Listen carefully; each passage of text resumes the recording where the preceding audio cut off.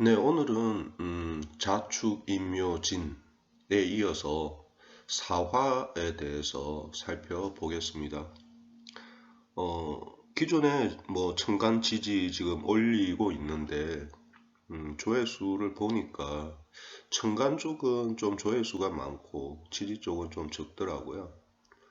그래서 지지는 제가 이거를 보다 보니까 대운과 유년, 운을 해석하는 데 있어서 지지 글자 간의 관계들을 정확히 이해하고 있는 것이 참 중요하다라는 것을 많이 느끼고요. 그런 부분에서 이 영상이 많이 도움이 될 거라고 생각합니다. 저도 많은 배움에 대한 고품이 있었고 시행착오도 있었기 때문에 네, 그런 부분들을 채워줄 수 있을 거라고 생각합니다. 자, 사화 물상 및 다른 지지와의 작용 관계. 사화는 양을 감추고 있으나 음의 위치에 있다. 그래서 음화의 특징이 비교적 명확하게 나타나고 있다. 사화의 상은 정화에 비교적 가까운 관계로 문명이나 문화의 상이 있다. 일주로 보면 정사 이렇게 정사일주 이렇게 되니까 정화와 가깝다. 사화의 상에는 문장, 사상, 환상, 연구, 토론 등이 있다.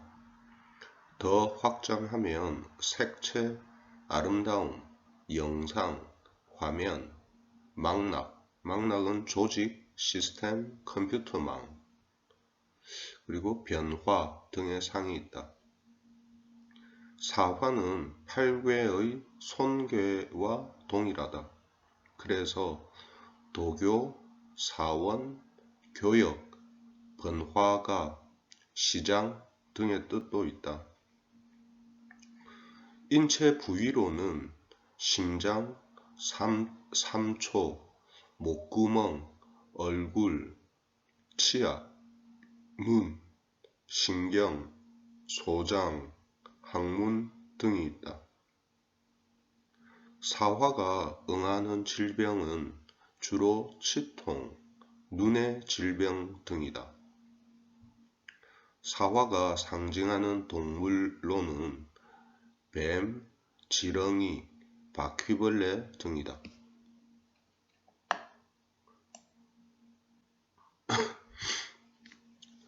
사화는 하늘에서는 무지개, 땅에서는 번화, 사물에서는 영상이 된다.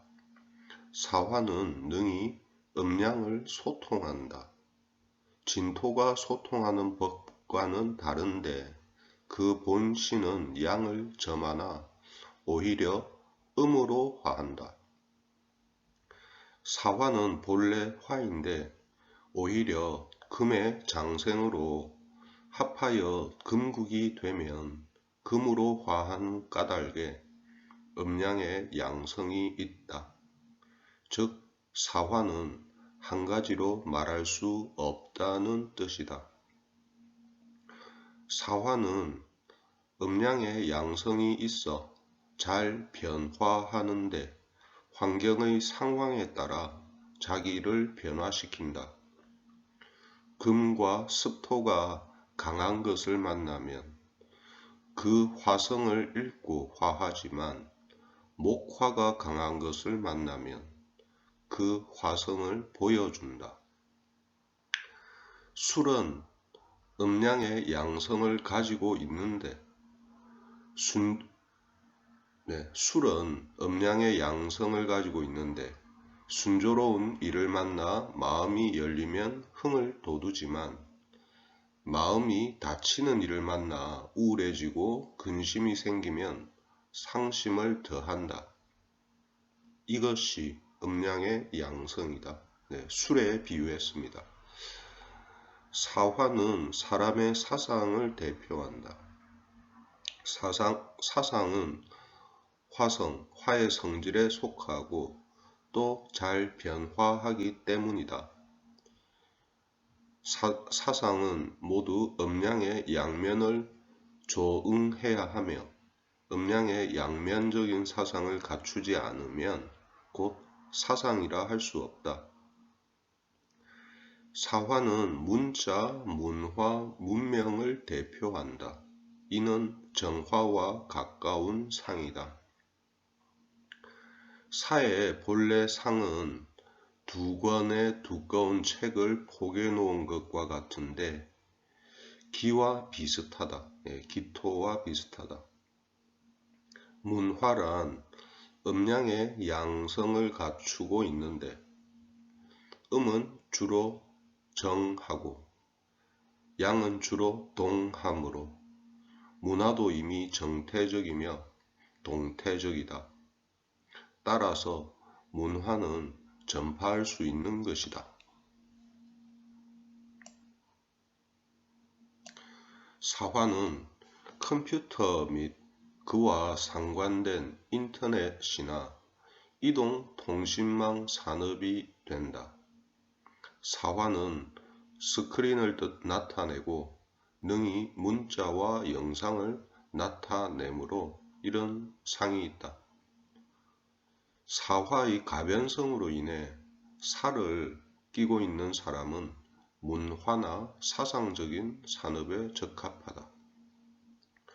사화가 지닌 음양의 양성으로 인해 사화는 그 밖의 지지와 관련성이 아주 강하여 거의 모두 관련이 있다.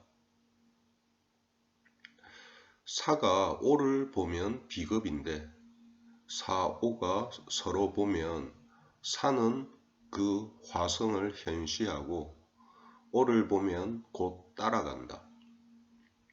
사가 신을 보면 합이다. 사가 신씨를 보았는데 목화에 당이 많으면 신을 제하고 금수에 당이 많으면 사를 제한다. 사신이 합할 때는 사화의 화성은 변하지 않는다. 네, 제가 볼드로 해서 밑줄까지 쳐놨네요. 네. 사가 유를 보면 반합국인데 금을 따라 화한다. 사는 성질이 변하여 금이 되고 다시 그 화성을 나타내지 못한다. 이 삼합의 본의는 자기를 손하여 타인을 돕는 것이다. 손해보다 할 때 손입니다.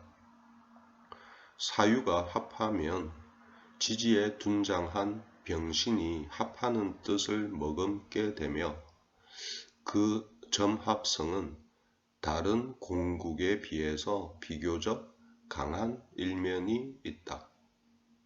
네. 사중병화와 유의 신금이 병신합을 하죠. 사가 수를 보면 일당이 되며 또한 임묘한다. 사가 수를 보면 반드시 그 화성이 증가하고 열성도 볼 수 있으며 축유의 합도 겁내지 않는데 왜냐하면 술이 능히 축을 부술 수 있기 때문이다. 사화가 술을 보면 본성으로 회귀한다. 본성은 화성이죠. 사가 해를 보면 상충이 된다. 충은 왕래하여 교환하는 것이며 또한 수화가 교융하는 것이다. 사가 강하면 능히 해를 제하고 해가 강하면 능히 사를 제한다. 주공으로 용을 삼는다. 이건 제가 추석입니다. 글자가 있다고 해서 용이 되는 게 아니라 주공을 해야 용이 될 수 있다. 주공은 일을 한다. 그래서 글자가 일을 하게 되면 용을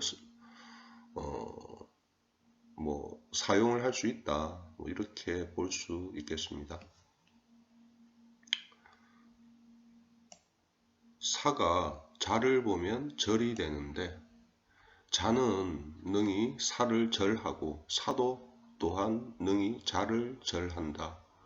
양자는 어떤 교집도 없고 절하여 무정할 뿐이다. 네, 사자절. 처음에 봤을 때는 되게 어색했었죠. 네, 잘 못 들어본 이제 관계였으니까요. 사가 축을 보면 공국이 된다. 사화는 성질이 변하여 금이 되며 그 화성을 상실한다. 사는 축을 따라 화하고 양이 음지로 돌아간다. 사가 인을 보면 상천이다.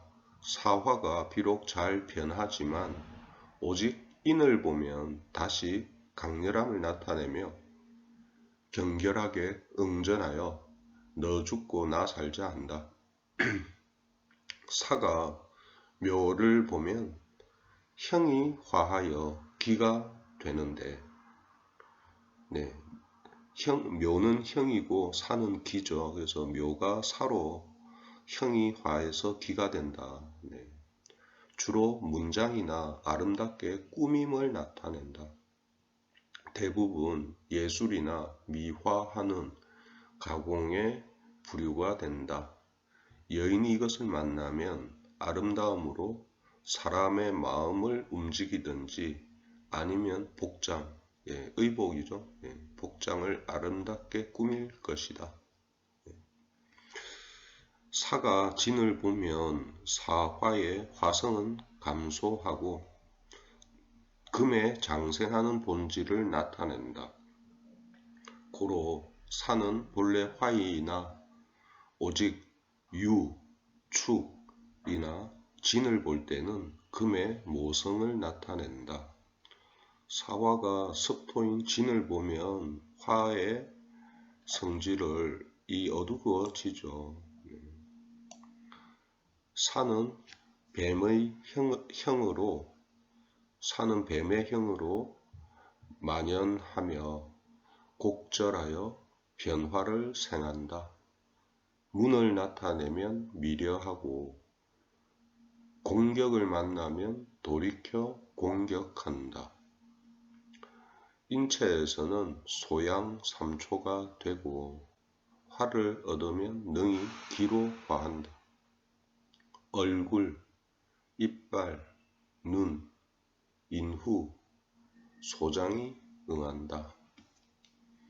네, 마치겠습니다.